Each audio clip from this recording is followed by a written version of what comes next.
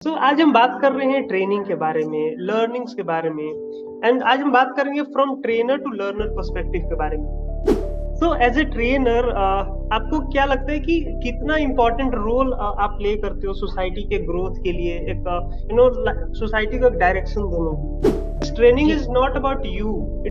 Hello Vinda ji, welcome to my show talk with Rajan. Thank you so much for joining us today. Thank you Rajan ji. आज हम बात कर रहे हैं ट्रेनिंग के बारे में, लर्निंग्स के बारे में एंड आज हम बात करेंगे from trainer to learner perspective के बारे में। उससे पहले हम जानते हैं आपके बारे में, आपकी जर्नी के बारे में। How did you start your journey? All right. Okay.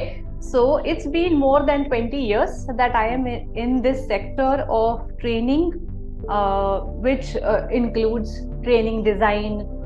Training के बारे में एकदम शुरू से होकर के सब कुछ सोचने से मेरी जर्नी शुरू हुई है। एक्चुअली मेरा एकेडमिक क्वालिफिकेशन अगर आप देखेंगे तो वो बहुत अलग है। मैंने मास्टर्स इन सोशल वर्क किया है। तो जर्नी शुरू हुई थी यहाँ से कि मैं सोसाइटी के लिए कुछ करूं, सोसाइटी के ऐसे बंदों के लिए कुछ करूं जिनकी तरफ कोई नहीं पहुंच पाता। वो बहुत रॉ सी मेरी इच्छा थी जब मैंने अपना कॉलेज कंप्लीट किया, मेरी डिग्री कंप्लीट करी। पर फिर उसके बाद मुझे जैसे ही एक्सपीरियंस मिलता गया काम का तो समझ में आया कि ट्रेनिंग एक जरिया हो सकता है जिसके थ्रू हम बहुत सारे लोगों के पास पहुंच सकते हैं। ज्यादा करके नौजवानों के तरफ पहुंचने का एक बहुत बढ़िया जरिया हो सकता है। तो शुरू में मैंने बहुत एनजीओस के ट्रेनिंग किए और सॉफ्ट स्किल्स ये मेरा फोर्टे बनता गया। फिर तो मुझे रियलाइज हुआ कि सॉफ्ट स्किल्स की जरूरत समाज में हर एक को है। ये कोई सिर्फ एनजीओ तक सीमित रहने वाली बात है नहीं। तो इसीलिए मैंने फिर कॉर्पोरेट्स में अप्रोच करना शुरू किया, एमएसएमईज में अप्रोच किया। और तब पता चला कि अलग अलग कैडर पे अलग अलग लोग काम करते हैं और हर एक की सीखने की जरूरत अलग अलग है और उसके हिसाब से हमें कुछ बनाना चाहिए। उस चीज को, उस मुद्दे को ध्यान में रखते हुए फिर मैंने अपना ट्रेनिंग का करियर उसके आधार पर आज तक के बनाया है। वाह वाह। अच्छा, कभी आपने सोचा था ना बचपन में कि आपको ट्रेनर बनना है या ऐसा कुछ करना है? क्योंकि जब हम अपने चाइल्डहुड में थे तो हमारा ड्रीम क्या होता था, हमें डॉक्टर बनना है, हमें इंजीनियर बनना है, हमें आईआईटी में जाना है। तो क्या आपका ऐसा ड्रीम था या आपको पहले से था कि चलो मुझे ट्रेनर बनना है या कुछ ऐसा करना है? नहीं नहीं, ड्रीम में तो मेरी वकील बनने की इच्छा थी वैसे। पर फिर बाद में रियलाइज हुआ कि एक ऐसा एरिया है, ऐसा डोमेन है जिसको कोई टच नहीं करता।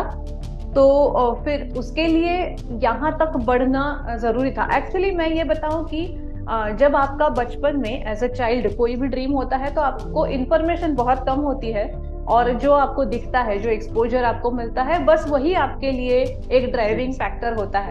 पर जब आप आगे बढ़ते हो तब समझ में आता है सीखने के बाद कि क्या पढ़ना और क्या लोगों के लिए करना आपको अच्छा लगेगा, और तब आपके ड्रीम को आप शेप अप करते रहते हो हर साल।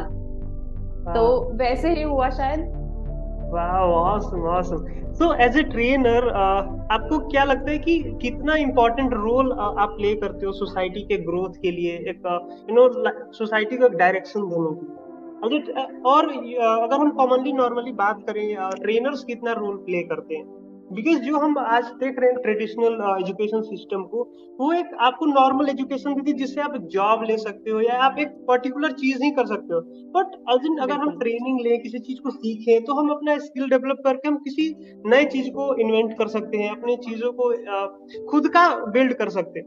तो आपको क्या लगता है कि ट्रेनर कितना बड़ा रोल प्ले कर रहे हैं? ओके, मैं इसको आपके सवाल का जवाब दो तरीकों से दूंगी या दो पर्सपेक्टिव से दूंगी। एक ऐसे पर्सपेक्टिव से कि जैसे आपने एजुकेशन या टीचिंग की बात करी, तो टीचिंग और ट्रेनिंग में फर्क है जो काफी लोग इसको अंडरलाइन करते रहते हैं और जो सही है।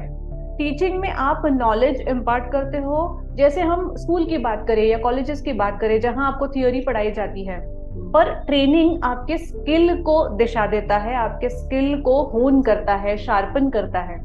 तो इसके लिए ट्रेनिंग की एक अलग अहमियत है हमारी पूरी जिंदगी में। और मुझे हमेशा से ये लगता आ रहा है कि आजकल हमारी एजुकेशन सिस्टम जिस तरीके से बदल रही है उसमें ट्रेनिंग का अंतर्भाव करना या उसे जोड़ना टीचिंग के साथ बहुत जरूरी हो गया है, क्योंकि बचपन में ही कुछ स्किल्स अगर सिखाए जाए या उनको डेवलप करने के तरीके सिखाए जाए तो बच्चे बेहतर सिविलियन या बेहतर सिटीजन और बेहतर प्रोफेशनल बनकर आएंगे। और उसके लिए मुझे लगता है कि ट्रेनिंग का बहुत वहां पे योगदान रहेगा। उस हिसाब से देखा जाए तो एज ए ट्रेनर अगर आपने पूछा तो मैं पक्का ये कहूंगी कि बहुत लोगों तक आप पहुंच सकते हो। और बहुत सारी जिंदगियों में एक आप क्वालिटी ऑफ लाइफ की हम बात करते हैं, तो जो क्वालिटी ऑफ लाइफ को बढ़ाना है वो काम एजुकेशन के साथ साथ अगर ट्रेनिंग हो तो ट्रेनिंग वो काम करता है। क्योंकि ट्रेनिंग आपको कुछ अहम सवाल पूछता है जो आप अपने आप के प्रति या अपने जिंदगी के प्रति जिन सवालों के लिए आप उत्तरदायी हो, और ऐसे सवालों के जवाब आपको खुद को ढूंढने के लिए ट्रेनिंग एक मीडियम होता है। उसके साथ साथ वो कैसे प्रक्रिया करनी चाहिए वो आपको सिखाने वाला भी ट्रेनिंग ही होता है। इसलिए मुझे लगता है कि ट्रेनिंग का उस हिसाब से भी एक अहम योगदान है। और तीसरा एक पर्सपेक्टिव यहाँ कहना चाहूंगे, आपने कहा कि एज अ ट्रेनर क्या कर सकते हैं लोग, तो करने के लिए बहुत है। बस ये कहना चाहूंगी कि ट्रेनर बनने के लिए अपने आप को जानना, एक जिसको हम सेल्फ रियलाइजेशन कहते हैं या इनसाइट कहते हैं, अपने आप के अंदर झांक कर खुद को पहचानना बहुत जरूरी है। जो लोग ये कर पाते हैं वही लोग ट्रेनर बनने के तौर पे आगे बढ़े। जो लोग खुद के साथ स्ट्रगल कर रहे हैं वो ट्रेनर नहीं बन पाएंगे। बिकॉज जब तक हम खुद को नहीं जानेंगे हम कैसे अगले को समझ सकते हैं। Because training is not about you, it is about कि आप कितना समझते हैं चीजों को।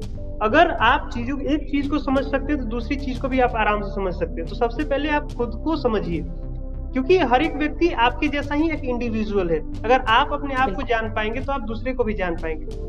तो मेरा नेक्स्ट क्वेश्चन ये है कि आप एज ए ट्रेनर आपका क्या मेथड होता है लोगों को सिखाने का? आप कैसे लोगों को सिखा पाते हो, कैसे समझ पाते हो लोगों को?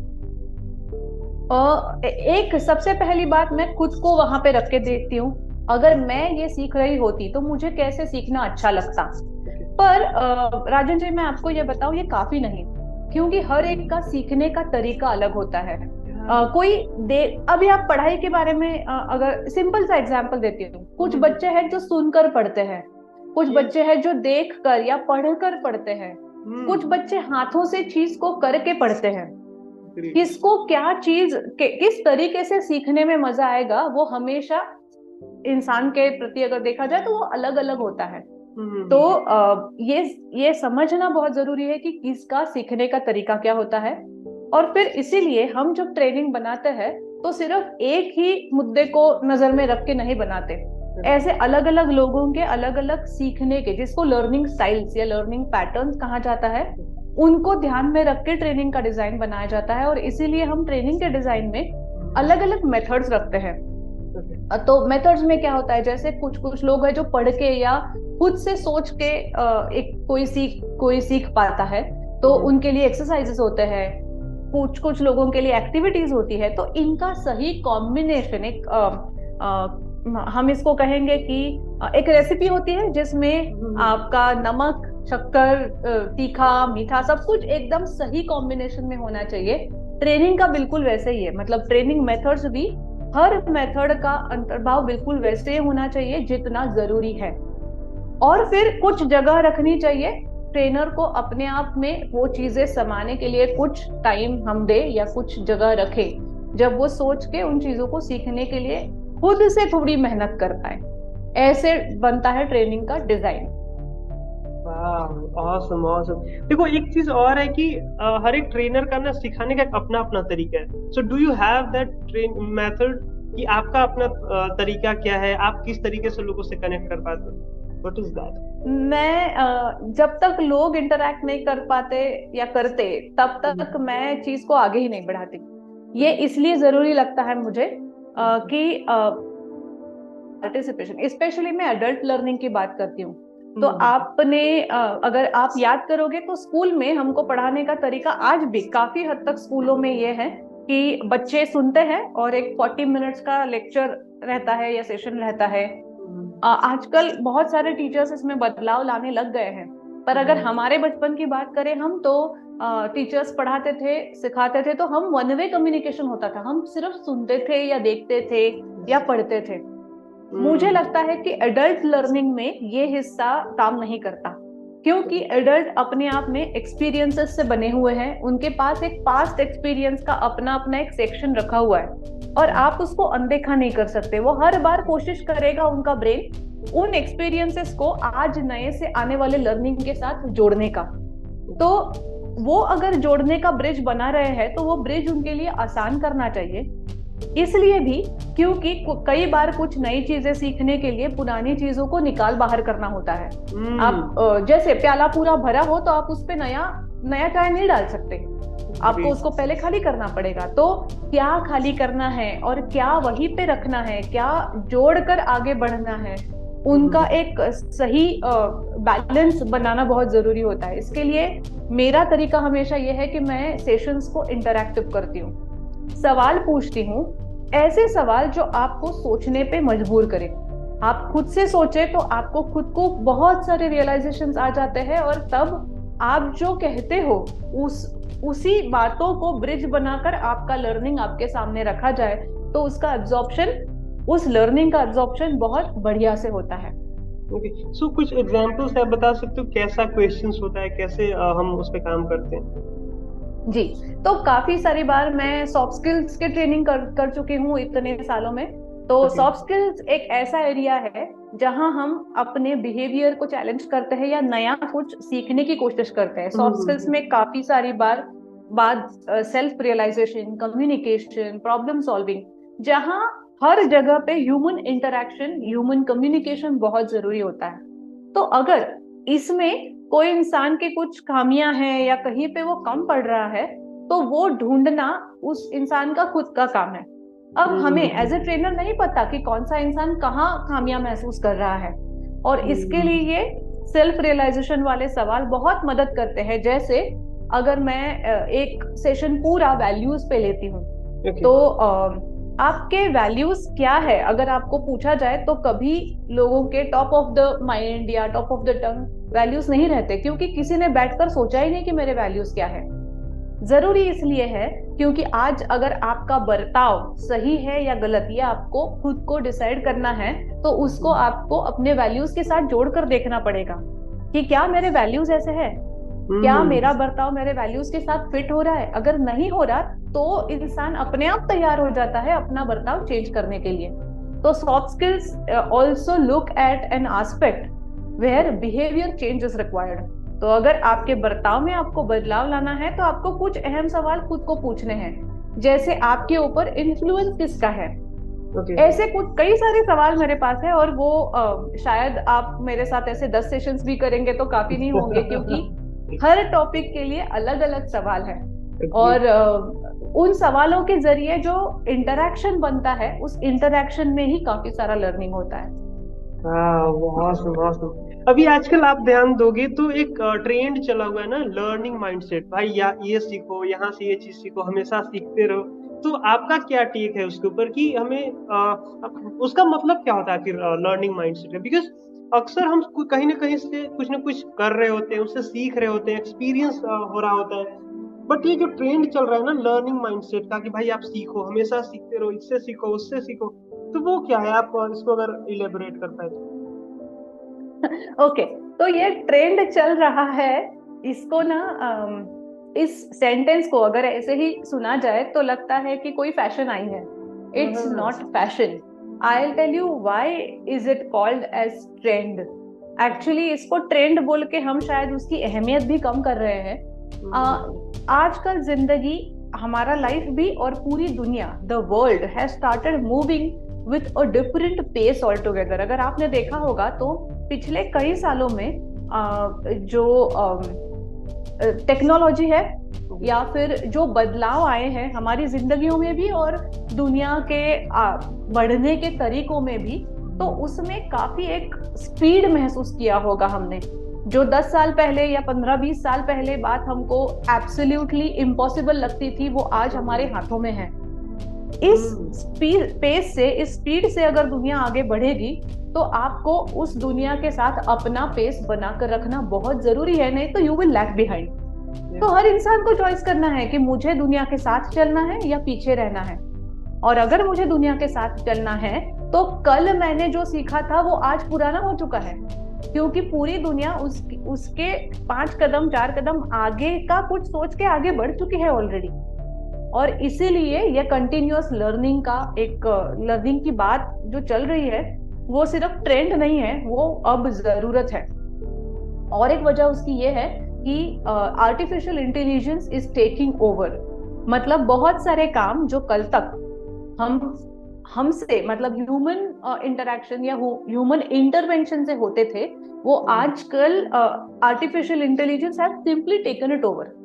क्या रहेगा फिर अगर आप आज के 10 साल बाद की बात करोगे आज से, तो शायद बहुत सारे jobs artificial intelligence will take over. तो हम क्या करेंगे एज ह्यूमन? हमारे हाथों में वो है जो हम अपनी यूनिकनेस साबित करने के लिए काफी होना चाहिए, और वो है creativity. And that is why हमें एक कुछ ना कुछ चीज लेके हमेशा सीखते रहना और आगे बढ़ते रहना बहुत जरूरी है, नहीं तो बहुत जल्द हम स्टैग्नेट हो जाएंगे। तो ये वजह है कि लर्निंग के बारे में कहा जाता है। पर learning mindset is a different thing. Learning mindset is the mindset where you are prepared to learn, और उसके कुछ एलिमेंट्स है या फैक्टर्स है जो हमें ध्यान में रखने बहुत जरूरी है।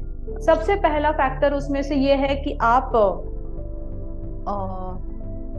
अगर कोई एक चीज को सीखना चाहते हो तो जैसे मैंने कहा सबसे पहले अनलर्न। आपने इससे पहले जो भी कुछ सीखा होगा उसको चैलेंज करो, क्या आज की जिंदगी में आज की दुनिया में उसकी अहमियत है या नहीं, चेक करके देखो। और फिर अगर उसको रिप्लेस करने की या उसके ऊपर कुछ बढ़ाकर सीखने की जरूरत है तो उसको आप अपनाओ। That's one thing. So first unlearn to learn something new. That is one factor. दूसरा, अगर आप आगे बढ़ना चाहते हो तो एक माइंडसेट होता है हमेशा लोगों का कि I know everything, मुझे आता है, मुझे पता है। ये माइंडसेट आपको सीखने के लिए कभी तैयार नहीं करेगा। तो सबसे पहले उसको निकाल बाहर करना होगा। और आज की दुनिया में कोई ये नहीं कह सकता आई नो एवरीथिंग, क्योंकि दुनिया के किसी कोने में कुछ ना कुछ नया जन्म ले ही रहा है। तो आप कभी भी इस लेवल पे नहीं पहुंच सकते कि मुझे सब कुछ पता है। इसीलिए चाहे वो अपने डोमेन की बात ही क्यों ना हो, हमें हर दिन नई चीज सीखने को मिल रही है यहाँ पे। बस आपका चॉइस है, आपको सीखना है या आई नो एवरीथिंग बोल के वहीं पे रहना है। तो उसको निकाल बाहर करना होगा। These are primary things. मतलब कोई भी लर्निंग की प्रक्रिया शुरू करने से पहले आपको ये माइंडसेट तैयार करना है, इसको कहते हैं लर्निंग माइंडसेट। फिर इसके बाद आपकी प्रक्रिया शुरू होती है कि आप सही टीचर या सही ट्रेनर या सही कोच का चयन करें, उनकी तरफ पहुंचे। उसके लिए ये पता होना जरूरी है कि मुझे क्या सीखना है और मुझे यही क्यों सीखना है। तो इसके साथ एक प्रक्रिया पैरेलली चलनी चाहिए, and that is setting your learning goal. आप डिसाइड करो कि मुझे क्या और कैसे सीखना है, ताकि आप अपना कोच या अपना ट्रेनर सही से ढूंढ पाए। और फिर आगे बढ़ के फिर आप यहाँ पे पहुंचते हो कि आप ऐसे सराउंडिंग में हो या नहीं जो आपको सीखने पे मोटिवेट या इंस्पायर करता है।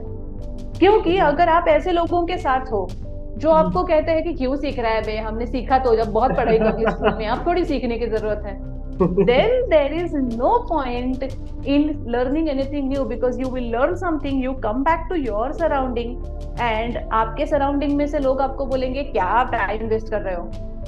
तो ऐसे लोगों के साथ रहो जिनका गोल आपके लर्निंग गोल से ऊपर है, बढ़कर है, ताकि वो आपको मोटिवेट करते रहे कि हाँ सीखना जरूरी है, लर्निंग कंटिन्यूअस होता है, तो चलो मिलके सीखते हैं। एक लर्निंग एटमॉस्फेयर हमारे अगल बगल हमारे आसपास के सराउंडिंग में होना बहुत जरूरी होता है। And the last but not the least is decide और अंडरस्टैंड योर लर्निंग पैटर्न। हर एक का अपना एक लर्निंग पैटर्न होता है, तो मेरा क्या है ये मुझे पता होना चाहिए, क्योंकि तब तक आपकी लर्निंग की प्रक्रिया इफेक्टिव नहीं हो सकती। तो कोई भी इंसान अगर सीखने के प्रति एक कदम आगे बढ़ा रहा है तो उस कदम के साथ इतनी सारी बातें भी होनी चाहिए। वाह, दैट्स अमेजिंग। लेकिन ये सबसे पहले एक और स्टेप आता है ना कि जब हम कोई चीज कर रहे होते हैं ना, तो उस समय हमें लगता है कि हम अच्छे कर रहे हैं, हमारा बहुत अच्छा काम चल रहा है, हम इम्प्रूव कर रहे हैं। बट एक चीज हम वहाँ भूल जाते हैं कि हमें यहाँ पे भी सीखने की जरूरत है, हमें यहाँ ट्रेनिंग जी लेने की जरूरत है। तो वो हमें कैसे रियलाइज हो सकता है, हम कैसे उस अपने आप को सीखने की ओर अग्रसित कर सकते हैं? जी, ये बहुत बढ़िया सवाल पूछा आपने, क्योंकि काफी सारे कॉर्पोरेट्स में, छोटी चाहे कंपनी छोटी हो या बड़ी, उन सारी कंपनीज में ये एक सवाल अहम माना जाता है। क्योंकि कोई भी, जैसे आपको पता होगा, नॉर्मली किसी भी कंपनी में एक एचआर नाम का डिपार्टमेंट होता है, और वो डिपार्टमेंट आपको ट्रेनिंग के लिए भेजने का काम करते हैं। तो उनका काम बहुत मुश्किल इसलिए होता है क्योंकि उनको बहुत सारी चीजों को ध्यान में रखना होता है। जैसे हमारे साथ जो एम्प्लॉयज काम कर रहे हैं, उनमें से किसके करियर गोल्स क्या है, किसको आगे बढ़ना है, किसमें काबिलियत है आगे का रोल निभाने की, किसमें काबिलियत है कुछ और अपने रोल के साथ भी और कुछ काम जोड़कर उन दोनों कामों को निभाने की। तो इन सारी चीजों के लिए उनको एक अलग प्रक्रिया करनी पड़ती है। अगर इस प्रक्रिया में लोग, एम्प्लॉयज, खुद से अवेयर हो कि मुझे ये क्यों करना है, उसके लिए एक सिंपल सवाल है, जो काम आज मैं कर रहा हूं क्या वो पूरा है, क्या मुझे वो 100% रिजल्ट दे रहा है, और अगर नहीं तो ऐसा क्या है जो सीख के मुझे 100% रिजल्ट मिलेंगे। सिंपल दो सवाल खुद को पूछने हैं। इसको अगर टेक्निकल भाषा में कहा जाए तो one is desired performance and one is current performance. तो current is something that I am doing today and desired is something that I am expected to do. क्या होता है, कई बार एम्प्लॉयज ये सोचते हैं कि जो डिजायर्ड परफॉर्मेंस है वो तो कंपनी का लुकआउट है, मेरा लुकआउट तो है नहीं, मेरा लुकआउट है मेरा करंट परफॉर्मेंस। यहाँ पे लोग चूक जाते हैं क्योंकि इस वजह से या इस पर्सपेक्टिव की वजह से ये खुद के लर्निंग को ही स्टॉप कर देते हैं। अगर आप एक कदम आगे बढ़ के सोचोगे कि मैं और क्या कर सकता हूँ, मैं और वैल्यू एडिशन क्या कर सकता हूँ। Value addition is a very important word that we should have in our dictionary. हर एक ने ये सवाल खुद को पूछना चाहिए आपका चाहे जॉब कुछ भी हो, आप स्टूडेंट हो, होम मेकर हो, आप प्रोफेशनल हो, कहीं पर भी हो, मेरे एग्जिस्टेंस की वजह से मेरे सराउंडिंग में और मेरे खुद में क्या वैल्यू ऐड हो रहा है। जिस दिन ये सवाल आप अपने आप को पूछते हो, आपको कई सारे जवाब मिलते हैं। वो जवाबों में आपका ट्रेनिंग के लिए आपका लर्निंग एरिया छुपा हुआ है। Wow, amazing. So my last question is, अगर आप खुद को एज ए लर्नर और अपने जर्नी के स्टार्टिंग में खुद को रखते हो, तो आपके वो 3 स्टेप्स क्या होंगे जिस सीखने के प्रति? सीखने के प्रति जी। First step will be as I said, unlearning to learn something new. तो मैं पहले ये सवाल अपने आप को पक्का पूछूंगी कि जो मुझे नया सीखना है उसके बारे में मुझे पहले से क्या पता है, और सबसे पहले उनको मैं निकाल कर वहां रख दूंगी जहां उनकी अहमियत आज की दुनिया में क्या है वो सोचे बगैर या उसको असेस किए बगैर उसको अंदर नहीं आने दूंगी। तो it's like unlearning process that we always call it. Unlearning का मतलब ये नहीं कि पहले आपने जो सीखा है वो सब कुछ भूल जाओ। उसका मतलब ये है कि पहले आपने जो सीखा है उसको सही मायने में आगे बढ़ के जो नया सीख रहे हो उसको जोड़ो और फिर उसको अप्लाई करने की कोशिश करो। तो उस तरीके से ये हमारा पहला स्टेप होगा। दूसरा स्टेप होगा मेरा लर्निंग गोल सेट करना, जो मुझे क्या सीखना है और कैसे सीखना है और किससे सीखना है ये तय करना। और तीसरा मेरा तरीका होगा कि जो कुछ भी मुझे सिखाया जा रहा है उसे बिना रेजिस्टेंस के या बिना किसी ब्लॉकेज के उसको पूरे के पूरा एब्जॉर्ब करना, और फिर उसको जैसे कंप्यूटर करता है, it is as simple as that. Okay. आप जो कुछ भी फीड करते हो, या आजकल आर्टिफिशियल इंटेलिजेंस है, आप जो कुछ भी फीड करते हो पहले वो अंदर लेता है, जिसको हम इनपुट कहते हैं। इसके बाद होता है प्रोसेसिंग, जो कंप्यूटर में भी पहले से कुछ डेटा है, आप नया डेटा डालते हो तो वो पूरा डेटा प्रोसेस करके अपने अंदर समा के रखता है। और तीसरा होता है आउटपुट, जिसका मतलब है सही टाइम पे सही जरूरत के डिमांड करने पर आप उसको पेश करो सही तरीके से। तो these 3 steps, as we use our computers or our laptops or the processing units, they are based on this learning pattern only. So I think we have fed our computer with that, but we have forgotten it ourselves. तो हमें उनको याद करने की वापस से एक बार जरूरत है। वाह, अच्छा एक और क्वेश्चन मेरे माइंड में आ रहा है कि एज ए ट्रेनर और एज ए स्टूडेंट आप अपने आप को 5 साल बाद कहाँ देखते हो? स्टूडेंट तो मैं पूरी जिंदगी हूँ। I am a life long learner, because without learning I can not remain a trainer. अगर मुझे कुछ पढ़ाना है तो मुझे हर दिन कुछ नया सीखना भी होगा, नहीं तो मेरे ट्रेनिंग में वो जान नहीं रहेगी जो होनी चाहिए। तो मैं दोनों हिस्सों में अपने आप को देखती हूँ। And as far as training is concern, मुझे लगता है कि life skills, soft skills and overall हमारे बिहेवियर के प्रति जो कुछ भी हमें खुद के ऊपर काम करना है, उस मिशन को मैं पूरी दुनिया तक लेके जाऊं। तो ये मिशन है मेरा कि मैं पूरी दुनिया तक पहुंचूं और इस बारे में पूरी दुनिया से बात कर पाऊं। Wow, amazing. And thank you so much, Binda ji, for sharing such an valuable information, knowledge. Thank you. आज हमने बात किया ट्रेनिंग्स के बारे में, ट्रेनर के पर्सपेक्टिव के बारे में, लर्नर्स के पर्सपेक्टिव के बारे में, और आई होप जो लोग अभी तक सुन रहे हैं उनको बहुत वैल्यू मिला होगा। And thank you so much for joining us today. And do follow her on LinkedIn. I'm sharing the link in the description. Thank you so much once again. Thank you for this opportunity, Rajan ji.